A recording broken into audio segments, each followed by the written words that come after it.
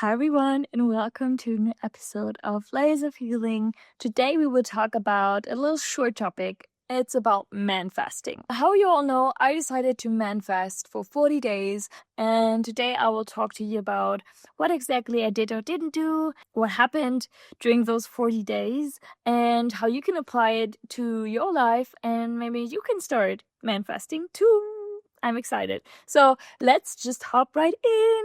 I decided to do manifesting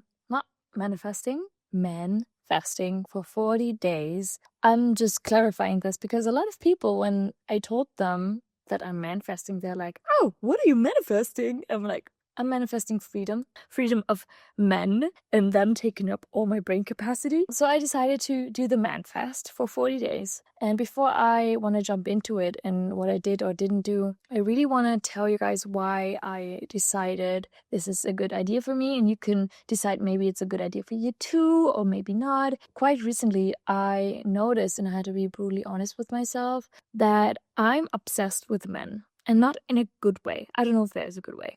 But I am obsessed with men noticing me. Whenever I enter cafés or public areas, I just looked around if someone's fancying me, if I fancy them. Everything in my life was turning around men and me craving a life partner and me craving romantic and a husband and the life you have with a man. And once I noticed this, how obsessed I am and how much brain capacity this takes and how much of control I have of this man coming into my life, which is 0, I decided it's time for me to not do that anymore and come back to myself. And for me, it was also a huge part to not only lose my grip on wanting someone to love me and see me, I also wanted to strengthen my bond with God, draw closer to God. I also included a lot of prayer times for me. This doesn't have to be for you. So if you're just listening right now and you're like, yeah, I'm just obsessed with men. I don't believe in God. I don't care about that. But I really want to be rooted in myself and come back to myself and not care about men so much. That's also for you. For me, it was as well something spiritual and something that brought me closer to my belief and to something greater that sees me and loves me already. So I connected to that even more. Yeah, that's basically why I decided to do it, because I was tired of just craving so much attention and never getting anything in return and always feeling like I'm not good enough and I'm not loved. And every man I approached kind of validated that I'm not seen, that I'm not good enough, because I also approached the wrong kind of guys. When you're in this rut, it was that for me, I never felt drawn to the good type of men. And I know they're out there. If you're a good type of man, thank you. I really wanted to reshift my values, myself, my focus to me, and decided to do that. How did it look like? At the beginning, I really put my intentions down. For me, I said I'm not going to meet any men. So one-on-one meetings with guy friends, no. The next 40 days, I'm not doing that. I'm not starting conversations with men, not on WhatsApp, not on Instagram, not in real life. If men approach me or guy friends approach me and ask something, then I will answer kindly, but I'm not doing more than necessary. For me, because I'm in a big community here, it was not possible to also fast men in groups. So I was like, okay, group meetings are fine. I'm okay with this, but not one-on-one. Also no dating, obviously, no dating apps. I really isolated myself from all that. And whenever I entered a cafe, I was telling myself, I'm not looking around. I'm sitting my ass down. And whatever I'm here to do, I will do it. And then I get up and I go out again. I'm not looking around. I'm not searching for someone I might like. And that were like the ground rules for me. Sounds easy. Now I have 3 days left. And I have to say, it was harder than I thought. At the beginning, it felt good. Like the first week, as we all know, when we start something, the first week, we're so eager. We're so disciplined. We're so rule followers. So the first week was amazing. I really felt like, wow, maybe I don't need those 40 days. This is transformative. I'm not looking around at cafes. I have so much brain capacity for other things. I'm so much more focused. I get so much more done. And that's also the point where I noticed that men took up so much space in my life. And it's not even worth it. I was just like, this is crazy. This is just crazy. A lot of realizations the first week. I felt good. It was easy. Nobody was approaching me. I couldn't care less about men, let's say. And then the week 2 and week 3 started, week 4. And do you know the saying when they say, oh, if you're not interested, they will come running to you? And this is so true. And you should not start this man fasting because you want people running to you. You want men running to you, but it's true. Because when you have the energy of don't talk to me, I'm not interested in you. Out of nowhere, men are coming out of nowhere, wanting to meet you and wanting to see you. It's so crazy. Guy friends of mine, I never really met them one-on-one, but every one of them messaged me privately if I want to grab a coffee with them one-on-one.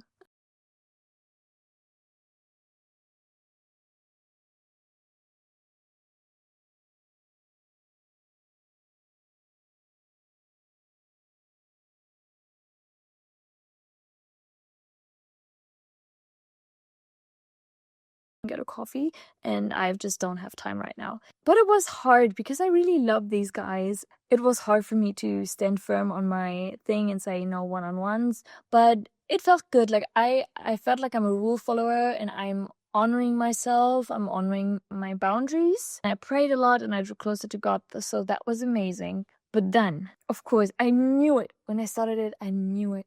Also, guys I fancied coming to me. Never interested, never really. They were never, not they, it was one guy.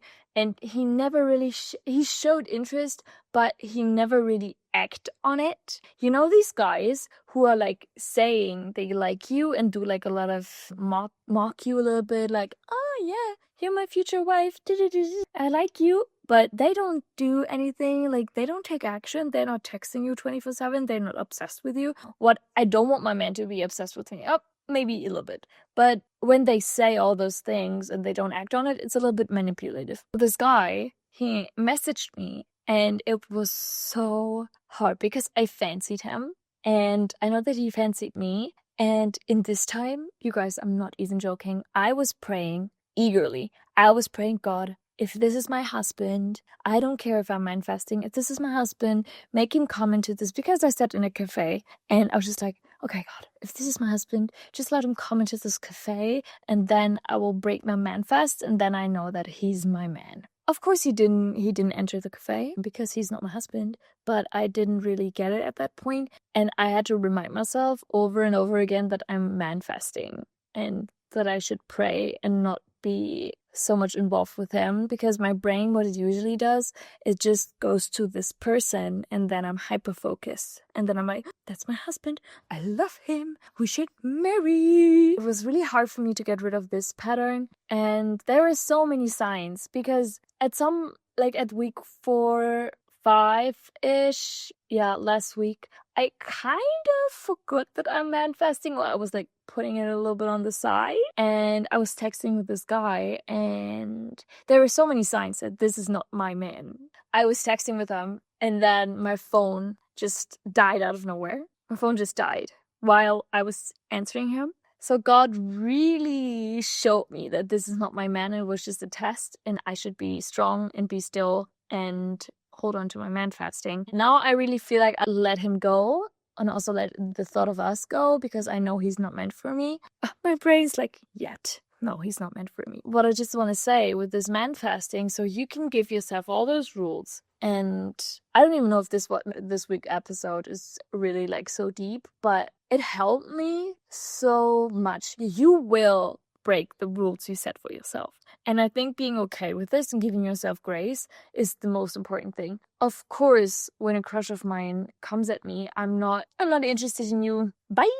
Of course, I will interact, but then you have to remind yourself over and over again why you started this. This guy is not your husband. Don't give him attention. If he would be your husband, God would not send him in your man fasting. Or if you pray about it, he would confirm that he's your husband. If that is not happening, even if you do it not in a spiritual way, but if people approach you, don't give in that time. Just if they're meant for you, they will also be there after the 40 days. And this is the biggest takeaway for me, to just, if this person is meant for you, you will not scare them away because you do your 40-day man fast. They will respect you for this. I have a lot of guy friends who are not churchies, or better said, they're not religious. I know them from somewhere else, and they were respecting me. I told them, and they were like, oh, that's nice how you respect yourself in your time. And they really supported me on this. If you want to do this, do it with your right heart posture. So not to attract men because they will be men, because your energy is just withdrawn from them. But to come back to yourself. And I really have to say, now where I have 3 days left, it's the best thing I ever did. Of course, I'm still sometimes going back into my patterns. But the main thing, what I accomplished, is that I'm really more rooted in myself. I feel like I have more brain capacity for things that really matter. And to be honest, we don't have control over when our husband will come into our lives. We have no control over this. So why are we controlling every situation so hard every day in cafes, trying to manipulate someone to like us? And I've been there. The question now is, how can you incorporate that into your life? If you're now thinking, oh, Saskia, I really want to do that too. How do I start? First of all, my rules I applied doesn't have to be your rules. You can be stricter. You can be like, oh no, for me it's possible that I'm not meeting men at all, also not in my friend groups, which will have a totally different impact and will be even nicer, I think. So set your rules for yourself. Be honest with yourself. What is doable? What is not doable? What do you feel comfortable with? I mean, at the end, you're still friends with some guys and you still want to be a friend to them. I totally understand this. Also, friends of mine decided to not hug the other gender when they're doing their fasting. Decide your rules. Be strict. If you're like, oh, I'm just not texting men, but I'm meeting them one-on-one and I'm still on those dating apps and I'm still dating. No. Make reasonable rules for you that are doable. And then just hold yourself accountable every day. And for me, a huge thing that helped was praying whenever I felt the temptation to do anything that was not in between my rules. I prayed a lot, but just find, if you're not praying, then maybe from the start, tell yourself what you will do if you feel temptation. Do you journal about it? Do you close your eyes? Do you meditate about it? Do you do your breathwork session? Whatever you want, just set yourself some things which help you get out of temptation once you feel it. And you will feel temptation. Like you hear from my story, there will be temptation. At the same time, it will bring you so much freedom. And when your rules are set, you know what you're going to do when you feel temptation. You can just start the next day. Don't postpone your starting date. Just start. It's kind of fun to also see what happens and what kind of men are like drawn to you now. We're like, I know you're emotionally unavailable. That's why you like me, because I am not interested in you. So you see a lot of patterns. If you do this, please send me a DM. Let me know how it goes, because I'm so curious. Yeah, thank you for watching. And I wish you a wonderful day. Hopefully there's sun where you are right now, because here it's raining. I wish you guys all the best. Have the best day ever. And happy fasting, I'd say. Bye.